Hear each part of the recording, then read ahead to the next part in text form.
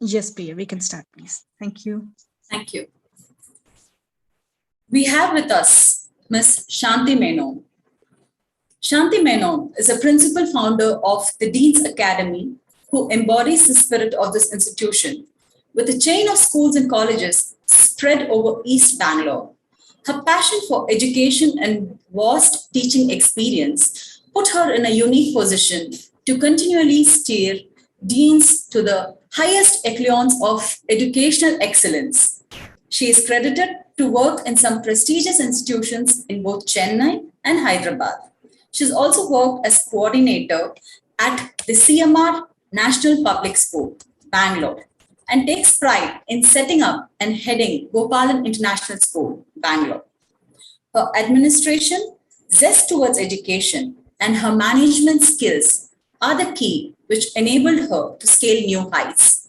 She is a university rank holder from Stella Maris College, Chennai, who acquired a degree in education after completing her graduation in English literature.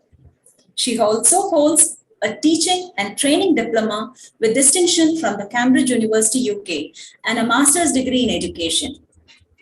Her talent in the field of dance is equally noteworthy. She is a trained Bharatanatyam and Mohiniyattam dancer. Shanti is also trained in Carnatic music and is a creative artist who gives life to tangier paintings and watercolors as well.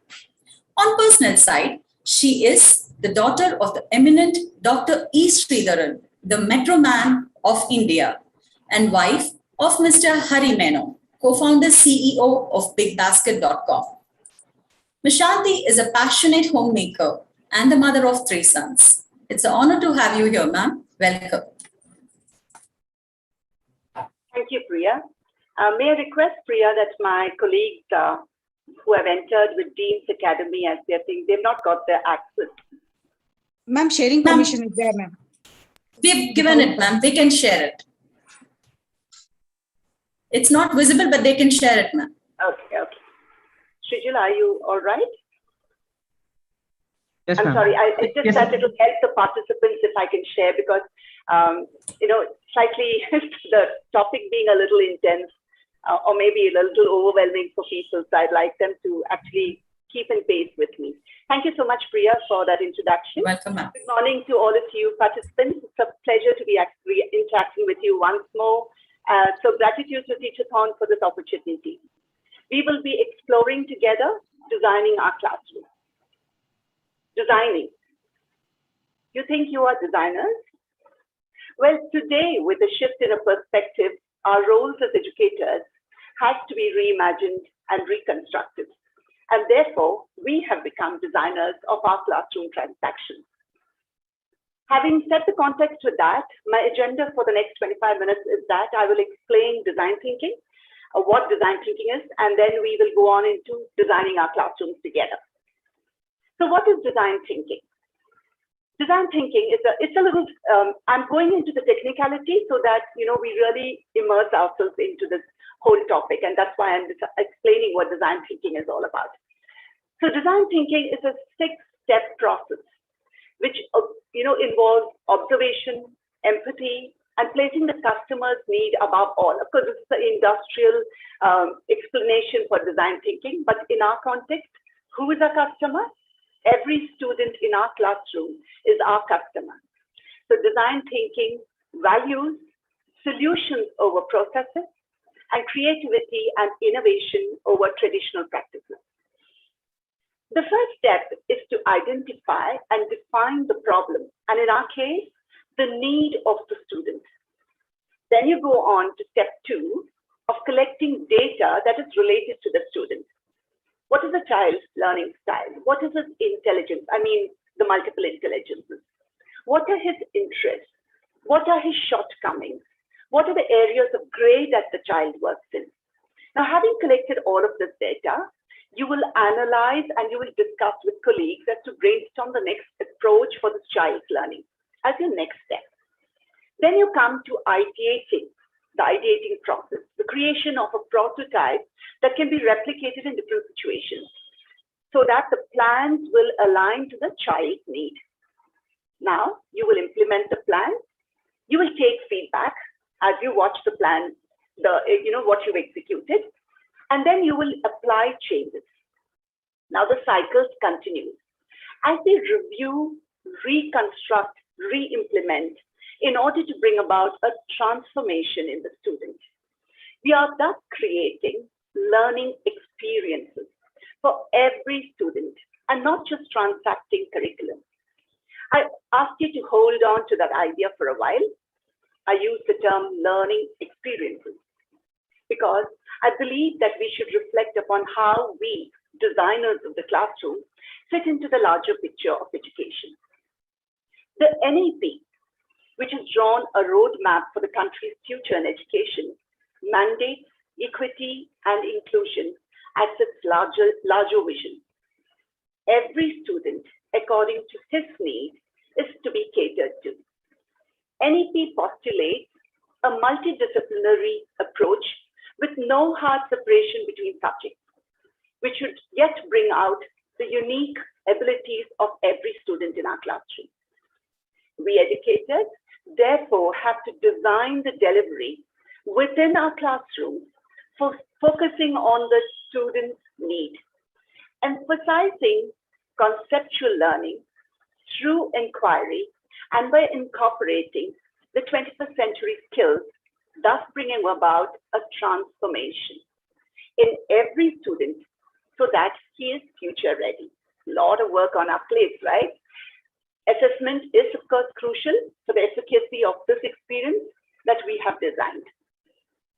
So what do you think contributes to creating these experiences? Can I ask you participants to, on the chat box, put down what you think will lead to creating these experiences? Please chat on into the chat box.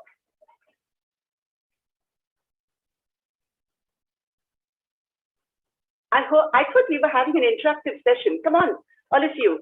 If we want to create learning experiences, what are we going to do? Yes, breaking away from traditional assessment. So assessment is one portion that we look at. Yes, connecting with real life, absolutely. Activities, activity-based learning, wonderful, innovative methods of implementation, understanding the child's point of view. Good. Now I'm finding a whole lot of people writing in. Inquiry-based learning, using technology, making it challenging for the students, learning by doing. You know what? I think I'm done. My job is done. You seem to know exactly what we should be doing to design a learning experience for our students. Right. Thank you so much, all of you participants, and thank you for being proactive on that front. Okay, so we do have to have a curriculum. We have to focus on the lesson plan. We have to focus on the activities. We have to make a shift in the whole paradigm. We have to look at a holistic growth plan for your students. What about, have you thought of this? What about the class decor and conjuring up a class atmosphere, an ambience that would foster curiosity and engagement to learn? Yes, that too is essential. In the whole pedagogical process, this also has to be designed when you are going to be delivering that learning experience.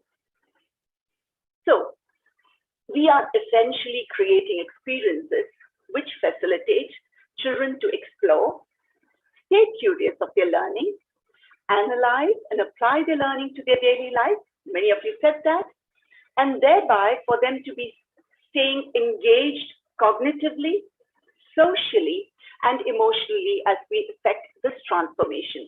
So the keywords I'm looking at is transformation, and I'm looking at learning experiences. Okay. Now, as designers of a classroom, let's start at the very beginning. I talked about decor and I talked about atmosphere. So let's create an atmosphere.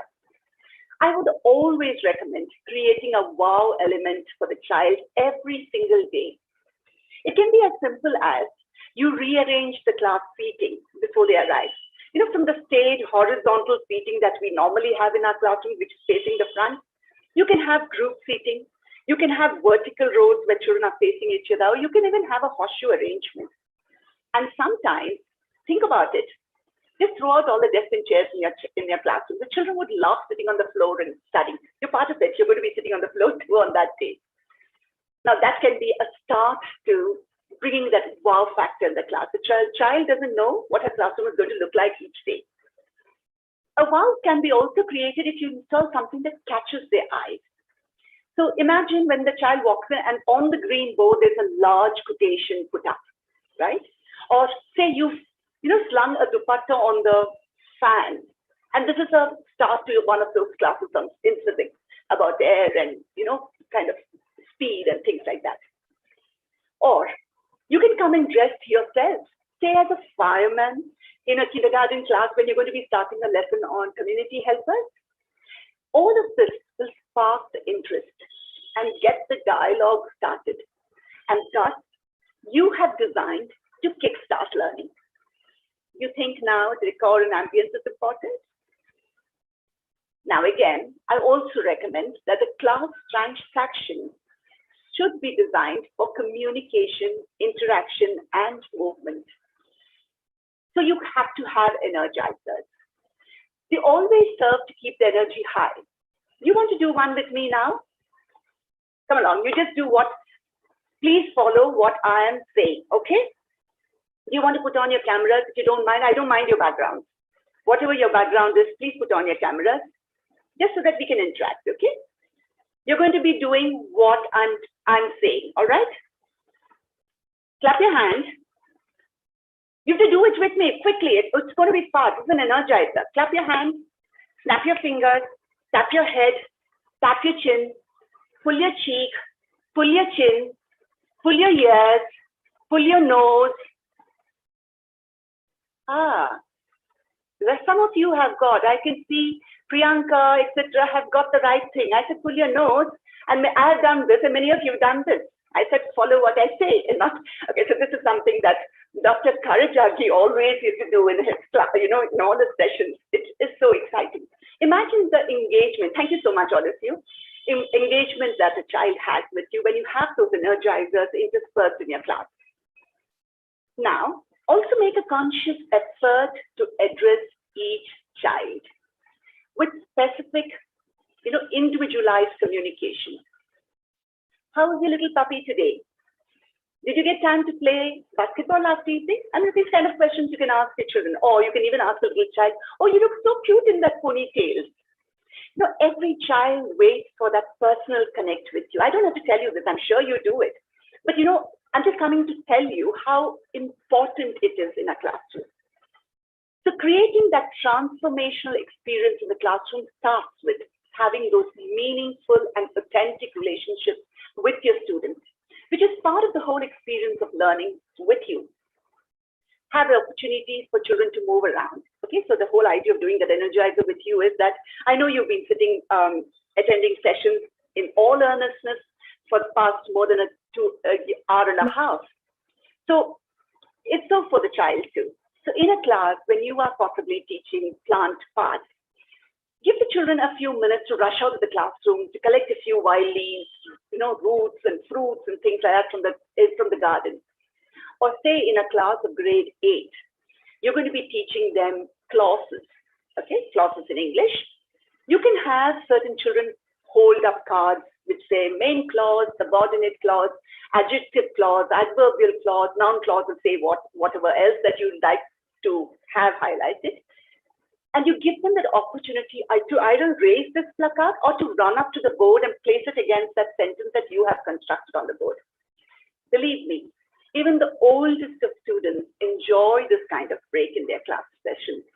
The fun of it all adds to their learning experience, and this experience makes it inevitable that the learning happens. So there's a whole lot that I spoke about in terms of deco ambience that you will create in order to make sure that the learning experience is effective for the child. Okay, so now that comes down to, I'm going to go back to the more what we thought is only our job. That's the curricular plan. The curriculum revolves around 7 key aspects. All of you are familiar with it, but let me just go through it quickly. The first one being balance. It promotes equally intellectual, moral, social, aesthetic, creative, physical development, all of this in a student. So our curriculum should be balanced. The second being that the curriculum should be relevant to the context of the student. Of course, in a grade 2, in schools like ours, which is in the urban spaces, we can't have story sums constructed with cows and sheep because they really don't, connect to that. The next one is, of course, it has to be focused on building conceptual understanding because we're no longer in the era of rote learning, isn't it? The next one is, of course, coherence, making connections between subjects such that subjects do not appear to be existing in silos. So children need to understand that math exists in their daily life, or social studies is what builds, is what the present is all about, kind of thing. The fifth key aspect is of being vertically integrated by focusing on progression of a concept from grade to grade. So, my standing joke has always that germination is a topic that kindergartners learn, and they learn it even in 12th standard. But the fact is that there is a gradation there, right? The next one is, of course, being appropriate to a child's abilities. We know that you cannot introduce trigonometry in primary school the way it's done in the senior school. Similarly, you don't really need to explain the effects of a pandemic in a senior school class. They know what it is, right? So we have to make it appropriate to their age group. And finally, of course, it has to be rigorous. By keeping the challenge of it high, I saw that in the chat box, of keeping the challenge high. One of you had also ensured that today when we talk about different kinds of, cutting down the syllabus, etc., the aim is never to make it easy for a student. Life is about, working hard, and the term is, productive struggle. Unless they go through that, there is no real learning. So we will subject students to it through our curriculum. Now, all of this that I spoke about a curriculum structure is something that all of you is familiar with. And all of you, I'm sure, is incorporating it into the curriculum. But now, as a designer, you know that you can influence the pace of the learning, the levels of depth of learning, and the motivation of a learner by leveraging the tools of design to differentiate for each child and to reform the many aspects of learning process, right? So the word is that, I just go back to that. You are going to be working on the depth of learning. It could be different for every child in the class. The pace is certainly different for every child in the class. Everybody learns at a separate, different pace, and everybody has his or her own learning style, and therefore, including the motivation, every child is not as motivated. So, for a student like me, math is never a motivational subject. I dread it. So then the teacher needs to exercise a lot more plans for a person like me in her classroom, right? Now, all that is what you're going to be thinking through. Now, let us pick up the aspect of balance in curriculum. Even as we cater to the interest of a child and the need of the child. So when we were transacting a topic or body parts in grade 1, grade 1 children need a lot of movement. They need to be engaged, especially on the online medium. It's a little difficult to transact a lot of topics. So what we did is we got the yoga teacher to do the lesson with a group of students. Okay, so you want to take a look at that slide that is up there. So while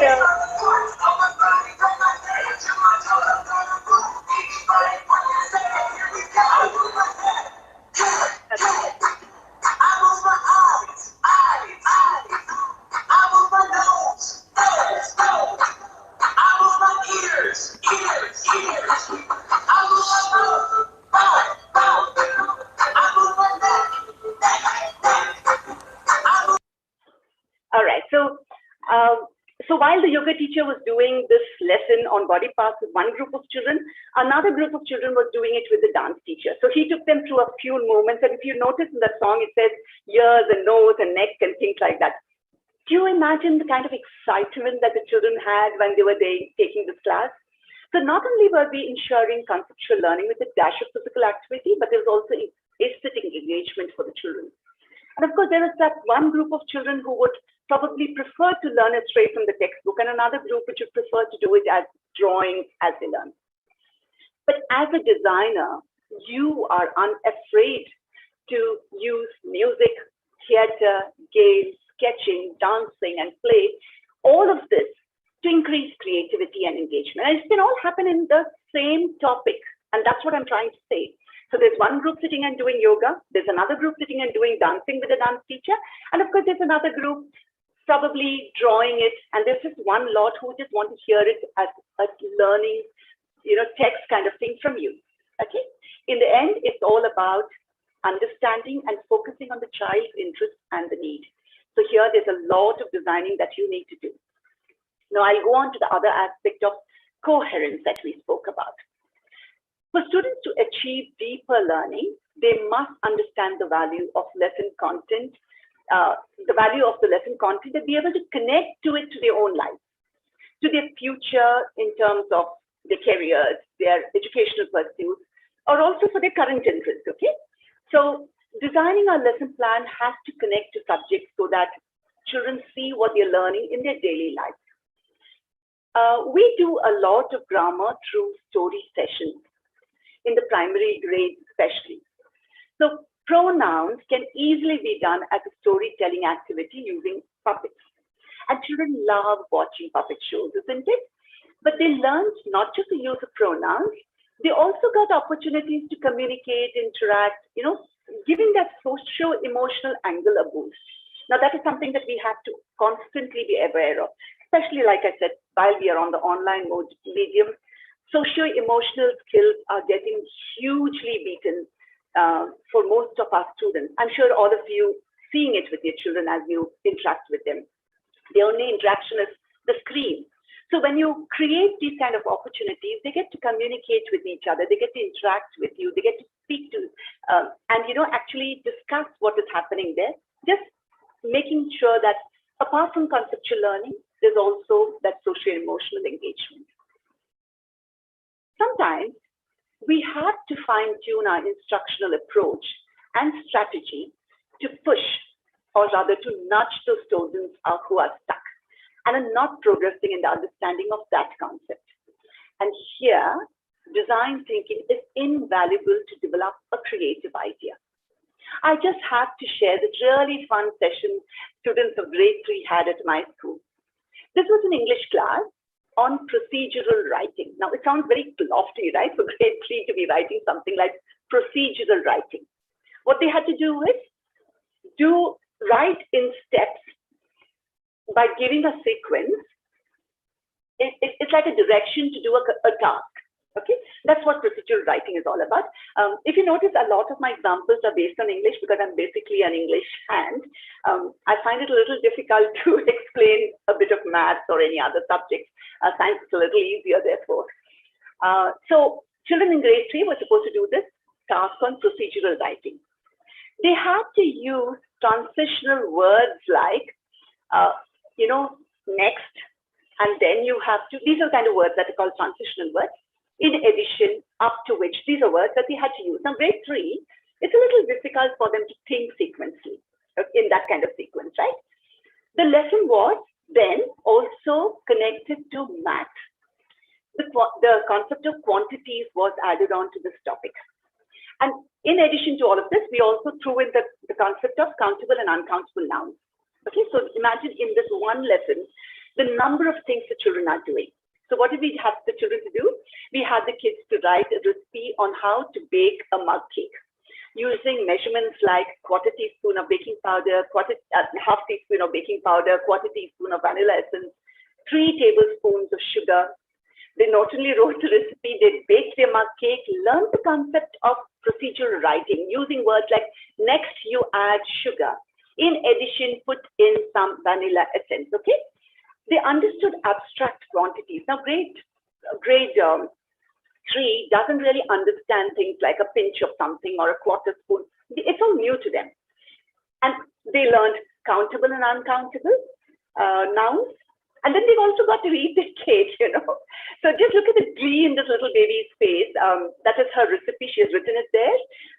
And look at the happiness in her face as she's making that mug cake, right?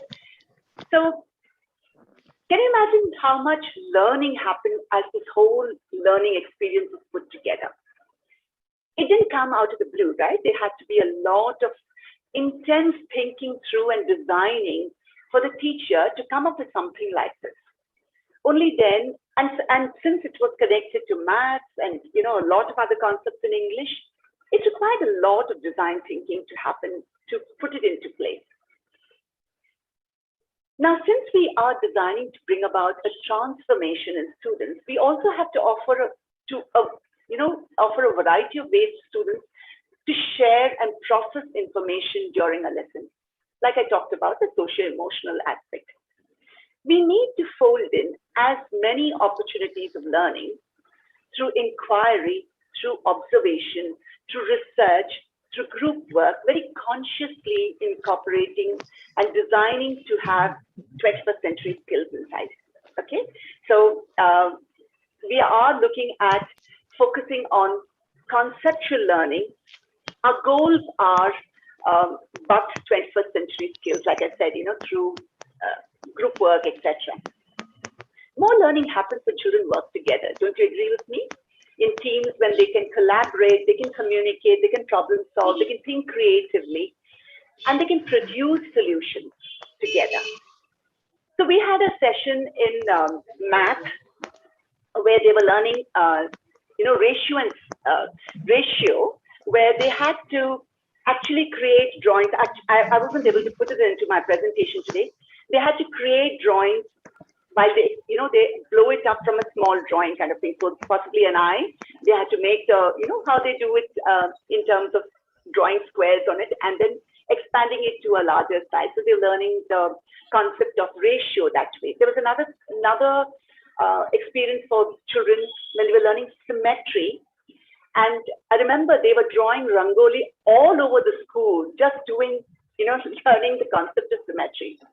Imagine when they're doing something like this, imagine the amount of fellowship among them, the amount of planning that children will do, so when they have to create these kind of rangolis and things like that, the kind of skills that we are unobtrusively creating in the students. Now, all this is part of a teacher's design when she plans those kind of topics to be executed in the classroom, don't you think? Now, flipped classrooms, I'm sure every one of you is doing it in your schools. But is assessment and peer assessment a part of this whole episode of flipped classrooms? Peer assessment allows children to hone listening skills, research skills, because they need to explore. Remember, when you're listening to somebody talking about a particular topic, they have to know something about the topic themselves. So they will have to explore on the net or in the library so that what they hear, they understand. They also have to hone skills of reasoning, in the metacognitive domain that we speak about. They should be able to analyze what the speaker is speaking about. All of this so that they can ask the right questions. Oh, children love to ask questions, right? Especially when it's a peer, presentation and peer assessment. I've seen the robustness in the classroom, the kind of questions they come about, asking each other. But appropriate question comes only when they understand what is being presented and they're able to analyze what is being said there, isn't it? Now, it is up to the teacher, again, you, to design subtly how the questions are being weird. Give them those prompt words to ask the right questions. Again, you are designing even the questioning aspect of the children, right? Children also learn to look for conceptual learning, therefore, and not just, disseminating the kind of information that a presentation would entail. And so all of this needs to be designed by you. There is a lot of thought that goes in when a teacher creates these kind of activities. So you are broadening the learning of the student as well as making an impact on the conceptual learning. This whole process cultivates a critical skill of independent learning to learn, as we say, and we are setting them off on a journey of educating themselves, which is a critical skill that we as educators have to create in our students. Our students are complex little beings with varying learning needs, different levels of motivation. I already said this. Diverse interests. And every lesson that we do is an experiment in engaging the student in the process of his learning. Isn't it? Every lesson is an experiment. You know, you go planned with something, and then you will have at least 10 children in the class who are not with you in the class. And therefore, this requires a lot of thought, a lot of planning from you, thinking through every child's need in the class, right? I'll just give an instance of a little child in LKG while we were doing assessments of a concept that we were teaching them, basically based on phonics. He just refused to touch that worksheet that we were giving out. So finally, what the teacher did is she created a worksheet which had dinosaurs in it. And then we discovered that anything with dinosaurs worked with this little fellow. So we were able to, get him to progress with us in the class using those dinosaurs. The rest of the class had something else. So as a designer of that class learning, we did try something new, that is the use of dinosaurs, and then it worked with that child. And then when it worked with that child, from that experience, we realized that we can replicate the experience for other students. So we found the little girls in the class preferred flowers in their worksheet or preferred little dolls in their worksheet. So as the designer of the assessment or the work in the class, you are working with the experience of what really worked for me and what can be replicated, right?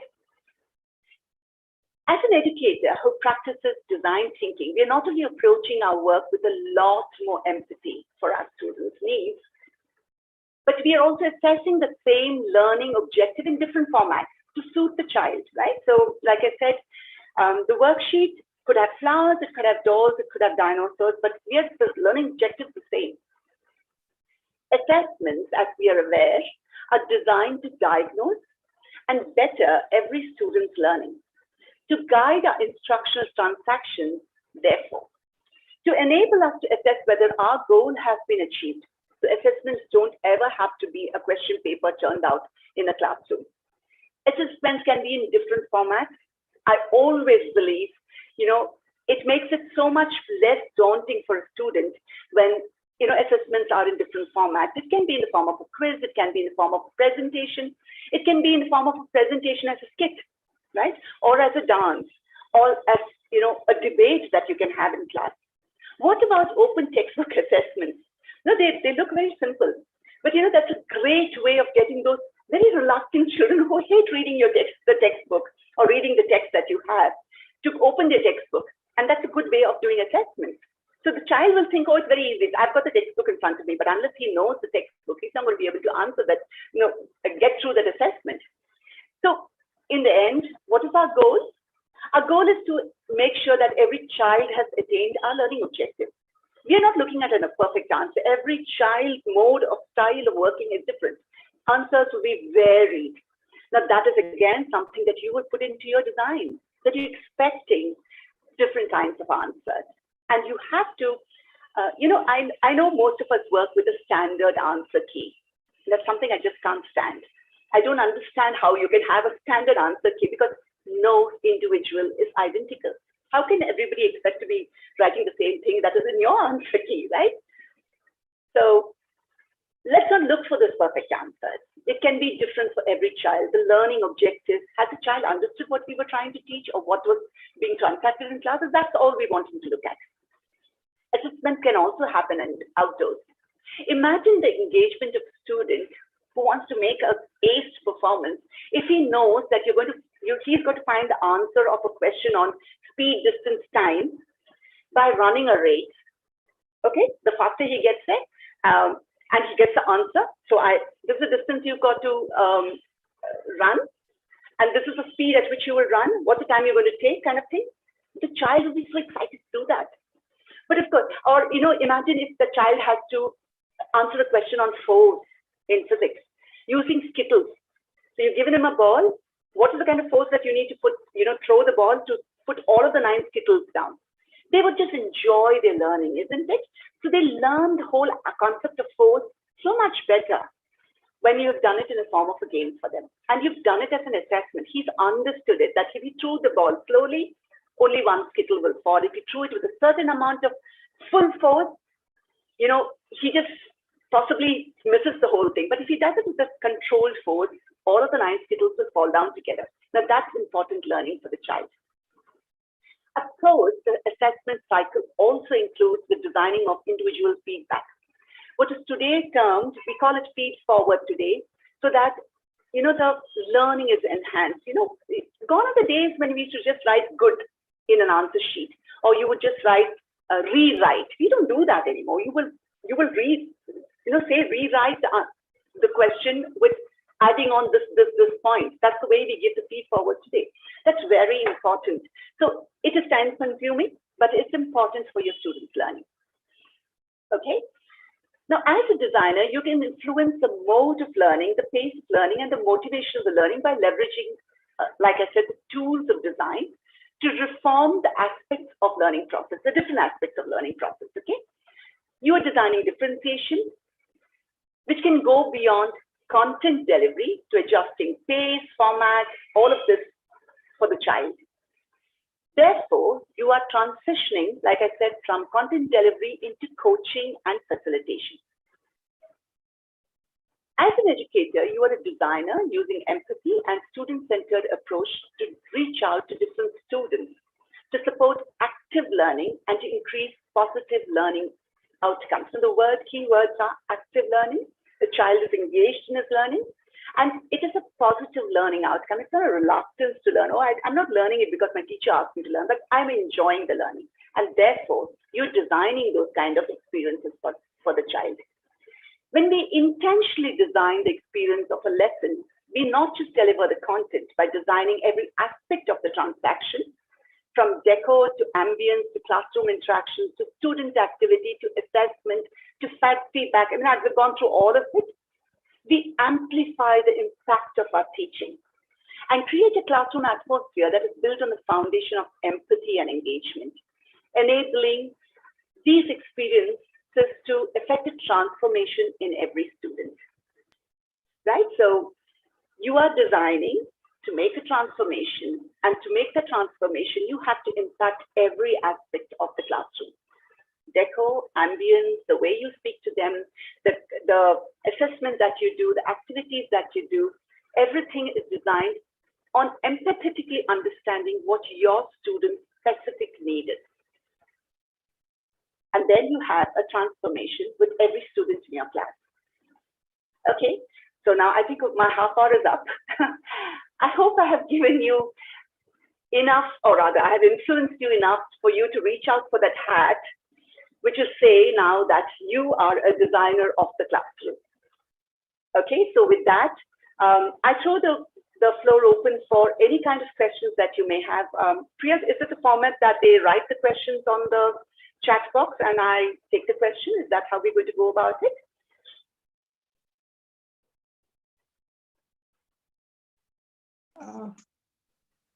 Ma'am, participants can unmute themselves and oh, great, lovely, lovely. That would be perfect. If I may be a typical teacher, unmute, put on your camera, and then talk to me. I'd like to see your faces too. Okay, so do you have any kind of questions, or do you have anything that you'd like to add on? I'm sure I've not covered every aspect of design thinking in a classroom. So if there's anything that you'd like to add on, please feel free. Thank you very much. Some of you who's putting down your comments there. I'm waiting for questions. I think I enjoy the question sessions more than I enjoy the delivery aspect.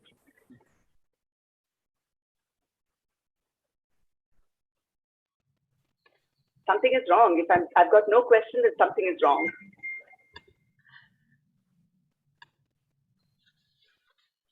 We have a lot of beautiful comments coming in, ma'am. Yes. Examples were very informative. Every child is unique. I have a question. Yes, please. Yeah, I'm Tendril from Chennai.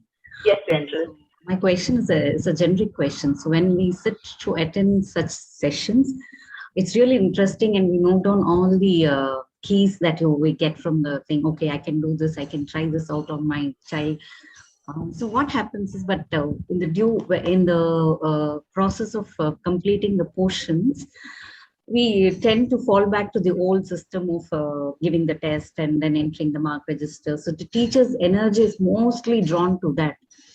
I'm talking about a general education system. I understand. What I happens understand. is we lack that integrating these things in the thing because of the syllabus or the extra work that the teacher has to do in terms of so your energy has gone into that rather than applying this. Though they have that interest, at the back of that there's an anxiety like if I do all this and then I'll not be. So I always see that the teacher has a certain amount of admin kind of work more, so her energy is drawn there. So how will you? So, Tendril, let me just ask you a couple of questions. What grades and what subject do you teach? 3, 4, 5 math. 3, 4, 5 math. Fantastic. So,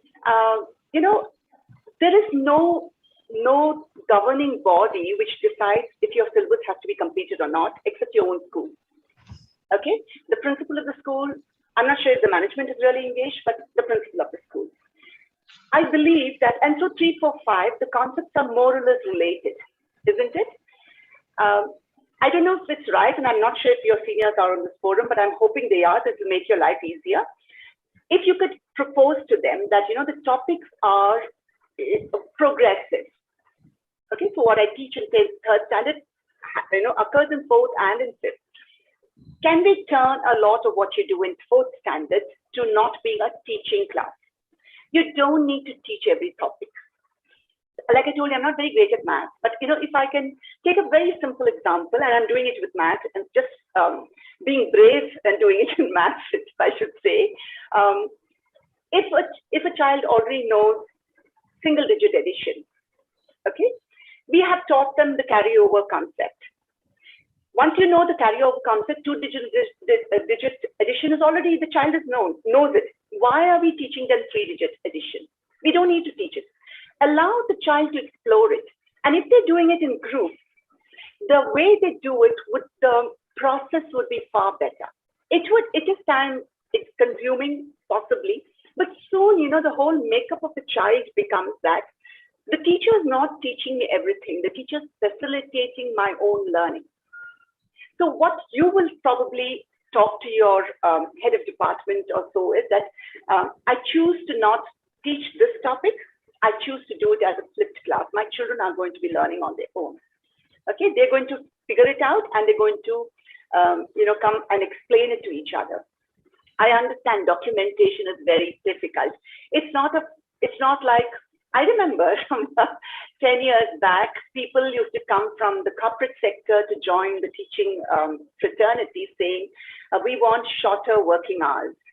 Today, in a house full of people in the corporate sector, I seem to be working 18 to 20 hours a day while they work exactly 6 hours a day. Our work is not easy. I think the minute we start understanding that we are doing far more than what any profession can do.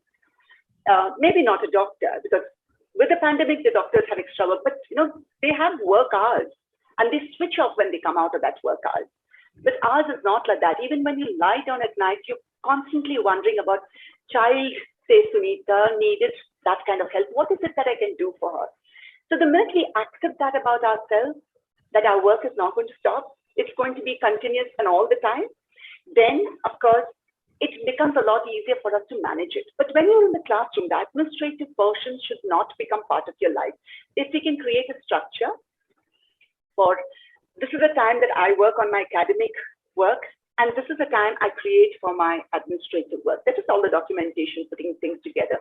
It's very critical too, because unless you have the data there of your child's progress, of your child's process of progress, okay, you're not going to be able to design the child's next lesson plan. It's very critical. So there's no escape from that, Tendril. I'm sorry about that. I'm not being very helpful, I know. But what you can do is, omit topics which are repetitive, unnecessarily repetitive, or merge them with something else. Like I said, when I was talking about that particular activity in English, of the writing activity, we rolled in quantity, math, the math topic and the countable, uncountable. So we merged a lot of topics together, which means we merged those periods together too. math teacher had got that period off now, right? She's got time to do something more. So that is the kind of planning. It requires a lot of thinking and, planning.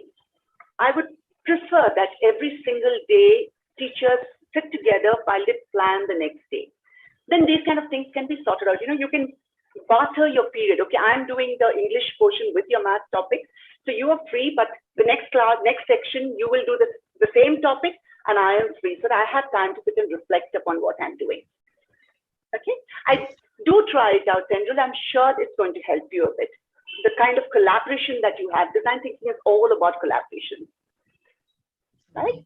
Yeah. Thank you, Tendril. Is there anything else that anybody has for me? Shanti ma'am, I have posted a question. Annam.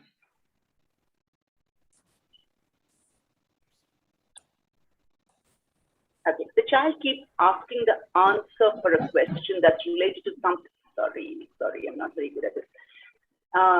The child keeps asking a question that's related to something which would be discussed later in the class. 20th question, when the second question is being explained, how do you do justice to a child? Okay, which is very typical, right? While you are talking about one thing, children typically think of a thing that is 5 points away. Why would they do that? Have you thought of why they do that? It is surely their curiosity. Okay, it's not because they don't want to be attentive at this point of time. It's because they are curious. They want to go far ahead. It is a little irritating for you as a teacher, I know, when you are doing question 1 or you're doing one part of the lesson and your child is already talking about the 5th part of the lesson, right? But what you can do is tell him that when I'm coming to that, you're going to help me do the teaching. So it keeps the child's motivation up. Hold on. I'm still in point 2. We are coming to the 20th point. So when I come to 20th point, you are the one who's going to explain to the class. All right? You're going to be my partner in that. So can we go a little slow? For now, you go with us along the whole thing. I think that will keep the child engaged. But that can never be brushed aside as a child's inability to focus on what is happening. It's the child's curiosity to know more than what is available there. The minute we look at it from a perspective of a student, the whole attitude to the child's jumping guns will be, can be accommodated. Have I answered that, Anna? Yes, ma'am. Yes. Good morning, Shanti ma'am. This is Priya Amit here. Hi, Priya. How are you doing, ma'am? Very well. Thank you so much. Yes, ma'am. I had this question. Sorry, I'm not able to turn on my camera, but I had this question. So as an English teacher, we have a whole lot of new words which is added to the child's dictionary right from grade 1 to grade 10. But then despite of all the efforts of, encouraging them to use these words and to introducing varied activities, maybe it's dictionary or maybe it's looking for these words in their own storybooks and novels, somehow I struggle to make their passive dictionary into, passive vocabulary into active vocabulary. So, I would like you to share some insight there. How is it possible to get at least maximum children to, get onto this active vocabulary thing? So Priya, why does a child's vocabulary have to increase? For him to be able to express his thoughts better? Isn't Absolutely. that the reason, right? Yeah, to improve his language and, to get to know that there are other words too that he can use, instead of what he already knows. So they somehow go back to their comfort zone. They don't want to step out of that comfort zone. True. So how can I drag them out of that and make them... is it the child's need? Priya, is it the child's need? It's your need, right? Yeah, to drag him out of the comfort zone? No, not really. So as you see, as they progress, maybe they should know that there are many other words which they can learn in a language, just sticking to as simple as, when we have an annual day sessions, we say, okay, let us go outside and practice. So there was a time when I came into the class and said, it's time for rehearsal. And they all were like, they didn't know what it meant except for a couple of children. So, those little things, just an alternative for them to understand that, yes, my language is going to be better if I'm also going to know these words. Yeah. Okay, so I'm coming back to the point, Priya. Yeah. The fact that you use the word practice and you use the word rehearsal is your need to use that language. For a child, Okay. he's able to understand what practice, and he knows that when man uses the word rehearsal, it means practice too. But Yeah, he doesn't yeah. feel the need to use it as of now. If you look back, and if you look back at the situation objectively, at your own lives objectively, you will realize that on a daily basis, even as adults, your vocabulary increases every single day. Your learning in any space increases every single day. But if you look back to 2 years back, I didn't know this particular word. I didn't know the meaning of a so and so term. I didn't know what this concept means, right? Because it didn't have meaning for me at that point. That's why it was not part of me.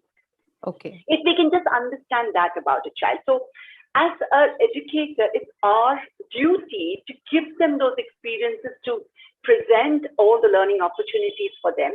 But a child will only imbibe as much as what they need, their All right. interests or their motivations. And we really cannot get frustrated by that.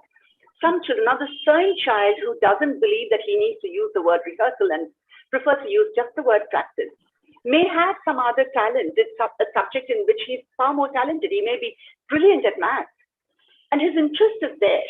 So let's allow them. When the time comes and he knows that he has to increase his vocabulary, he needs to use better words so that his expression, his verbal expression is far better.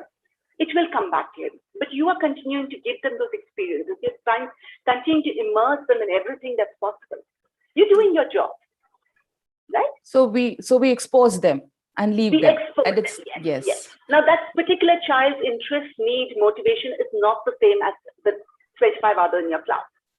Yes, You allow true. them to pay. So your like Tendril asked, the documentation will very clearly say that child XYZ doesn't move in pace with my class in terms of vocabulary acquisition.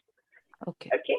You're constantly thinking of what else can I do to help him improve it. Of course, you're going to be doing that, but you don't need to expect him to be on pace with somebody else. All right. Thank you so much, ma'am. Good morning, ma'am. This is Agnes. Good morning, Agnes. Yes, ma'am. This session is very, very quiet, coinciding with my condition. I'm the principal of a budding school, which has a heterogenic combination of children joining in our school, ma'am. And most of them are young first generation learners also. In this, we have got a parent who is not having children at all, and they have adopted siblings. They are from extreme north, and they know only Hindi, ma'am. Okay. They know only Hindi.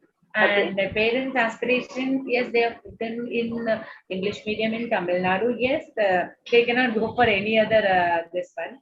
And the child is finding it very, very difficult to cope up with the medium. And my teachers are also fighting a lot. More than that, the child is fighting a lot. That is my concern, ma'am. Okay. So how old is the child? 7. One is 7 years. The elder one is 7 years, and the younger one is 5 years old, ma'am. Oh, you have a long way to go with them. Don't worry, Agnes. Yeah, So, okay. Maybe what you can do is, I know in Tamil Nadu, Tamil is compulsory, just like Kannada is compulsory in Karnataka. Yeah.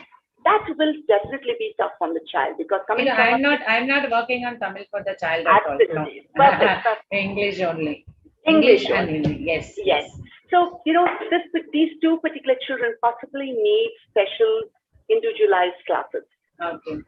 Okay. So, and do it completely in a playway method, where it's all fun and games, and so it'll be.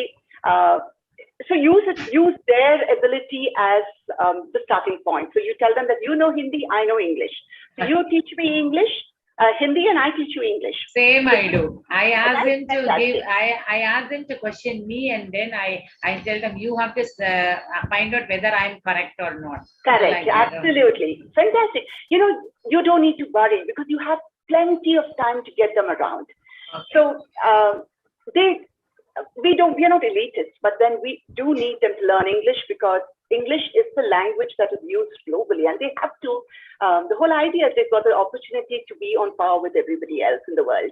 Yes. So we have to get them to learn the subjects, but give them time. I don't think you should get too worried. Use a lot of storytelling, use a lot of puppet shows for them, and it will have to be a personalized thing. Get them buddies.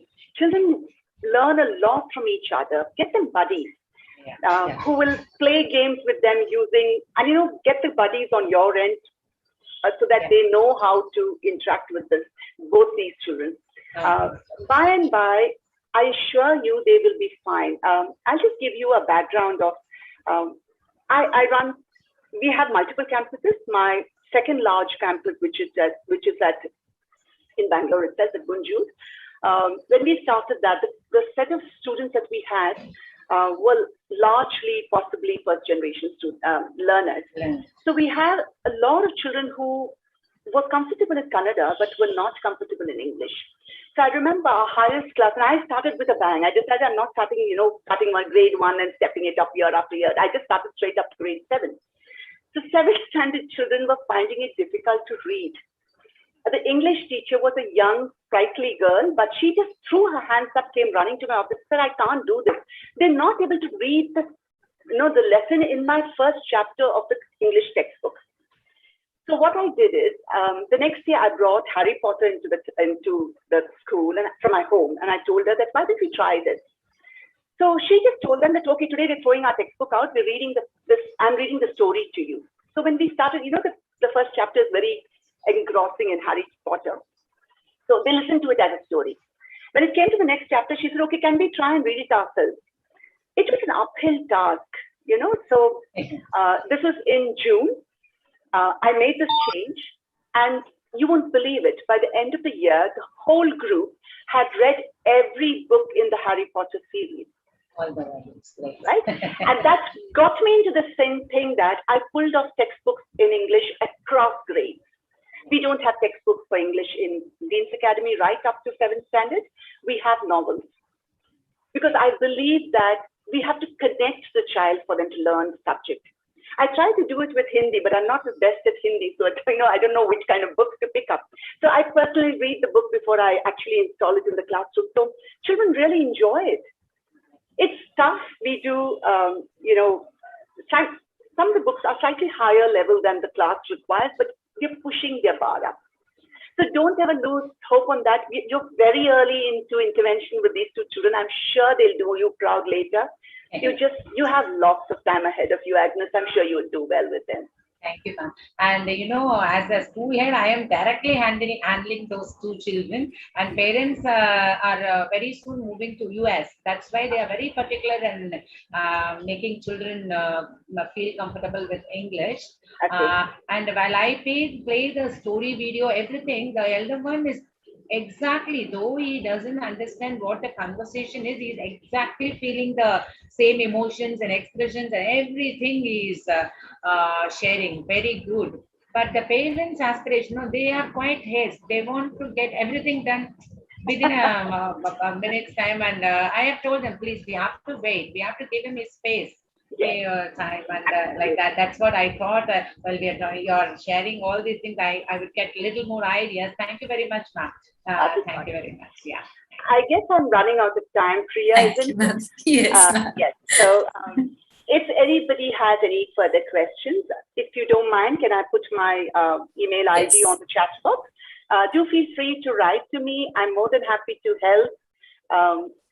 I think I'm done with a lot of help with Dean's Academy. They really don't need me too much now. I have competent people who handle life there, so I am free to help people, anyone else. Oh, I think that went. Sorry. If I delayed any of you. Sorry. Not at all, not at all. I think I sent it to just one. I need to put it into 1 minute. Sorry, Priya, just give me 1 more minute. Sure.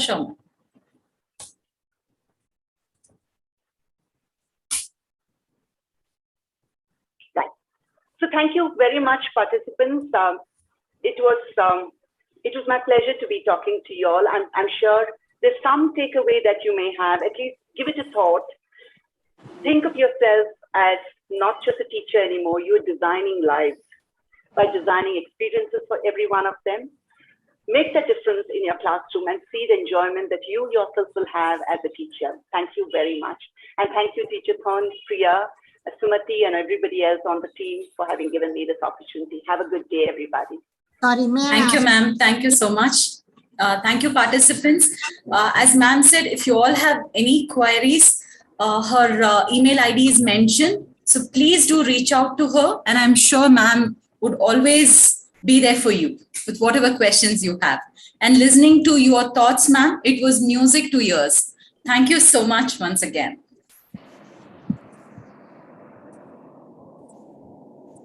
With this, we move to our next supporters, Kushala. Can you Sorry. announce the attendance form, please, about the attendance Yes, form? participants, please do fill up your attendance sheet and make sure that there is no space or any mistake while you are entering your email ID, because it is auto-generated, and once you fill it, you will get it. So please make sure you are giving the right informations. Thank you.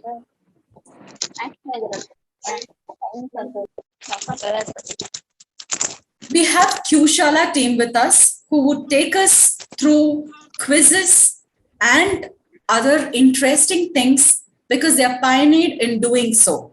Over to you, Kushala team. Thank you so much, ma'am. Hello, everyone. A very good morning to all of you. I've had a good time listening to the beautiful talks on design thinking, and let's go ahead with a couple of questions.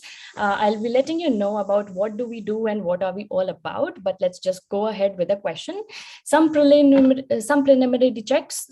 You all are on mute by default, and if I ask you to share your answers, please feel free to unmute yourself. We will be asking you a question, and you have to type your answers on chat box, and after which, in case if you are asked to unmute and reveal the answer, you may have a chance to win exciting prizes as well. So here's your question on your screen. Artificial intelligence is going to serve as an invaluable tool in learning in the classroom as well as at home. Smart devices are all the rage, allowing students to have easy interactive access with all the information on the internet.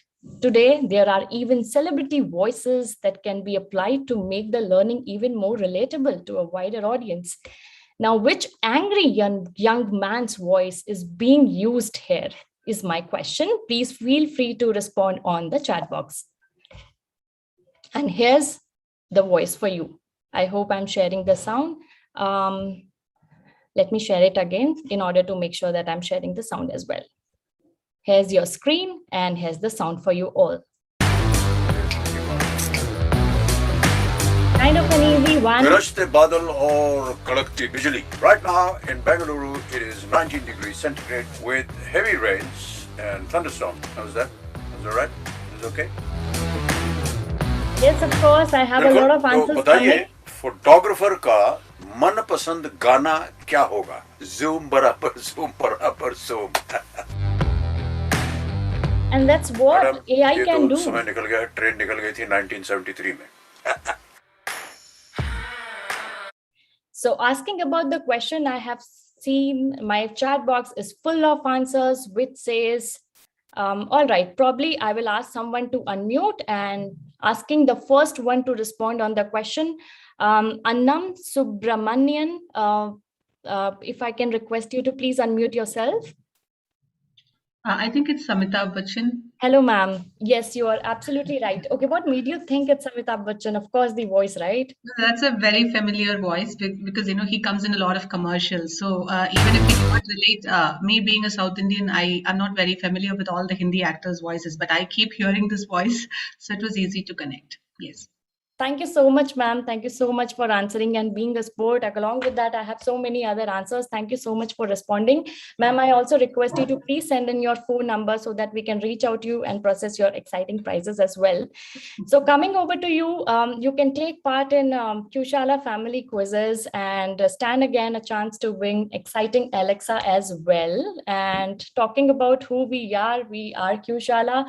We are curiosity platform and have sparked curiosity in education more than 1 lakh children in India. We have partnered with more than 100 schools, and we have designed and delivered curiosity events for more than 1,000 schools in India, basically through our exciting family quizzes. These are a few snippets of how we perform with kids all across India. We also have eminent speakers as our guest quiz masters. Recently, we had Sam Petroda, who is founder of Indian telecom industry. We also had Harish Bhatt, who is brand custodian of Tata & Sons, and eminent authors, as you can see on screen, ranging from Shubhas Tharu Srinivasan, from Piyush Avir, Vrinda Bansure, and Savi Khanal. Recently, we also had Rohini Nilekani ma'am, who is also founder of Arakyam Foundation. And this week, we are having Ms. Kairunisa, who is Indian author of children's fiction. We have also partnered with Sesame Street, and the next coming week will also be presenting Elmo to all our lovely kids. Talking about one important and recent feature that we have added to Kushala, which is our Kushala Curiosity Widget, which is a weekly engagement tool for students and teachers, and it's completely free. It's a very new feature, and right now we are delivering completely free of cost to all the schools across India. It's a feature which has quizzes and content which gets updated on weekly basis on school's website. The participants can stand a chance again to win on weekly basis by attempting the set of questions. We also provide a weekly journal to the students and to the schools, which has a list of comprising of all the answers about the quiz that they have attempted. We also provide a monthly report to the school along with the same. So if you want to access all these interesting features that you get to access currently free of cost for Kushala, please reach out to your schools as well. Why the widget?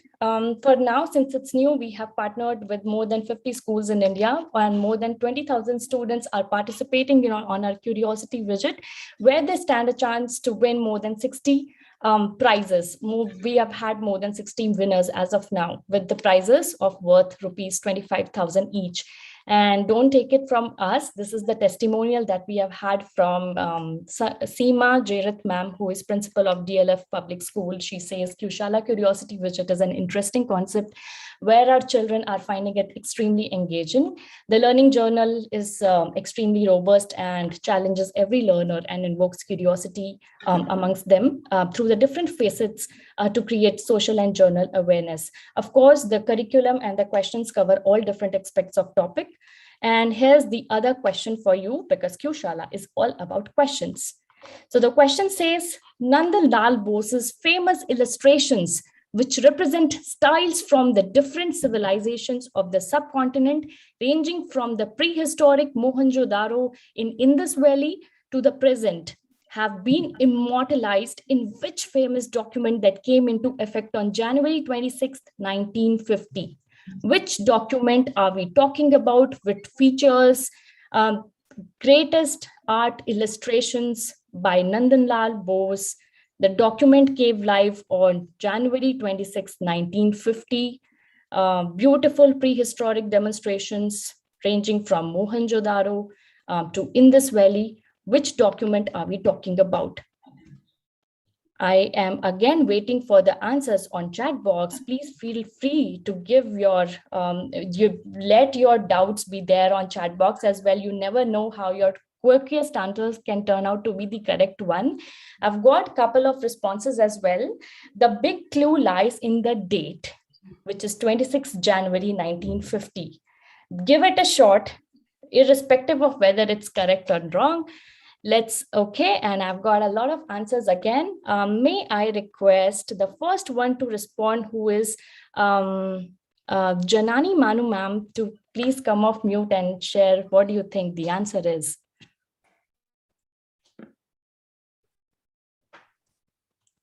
Ma'am, can you hear us? Yeah, I can. I was just trying to unmute myself. Hello, ma'am. The answer. Ma'am, this is Shailaja Bandari. This great personality designed the border of our Indian Constitution preamble. Thank you. Thank you so much for adding a clue to the question as well, ma'am. Thank you so much. Yeah. Again, I can see a lot of answers coming in, probably because of the additional clue that you have given us. Over to you, ma'am. Janani ma'am, go ahead. Yeah. So yeah, the answer is the Indian Constitution. And going to ask me how I knew it? I'm a Yes. social teacher.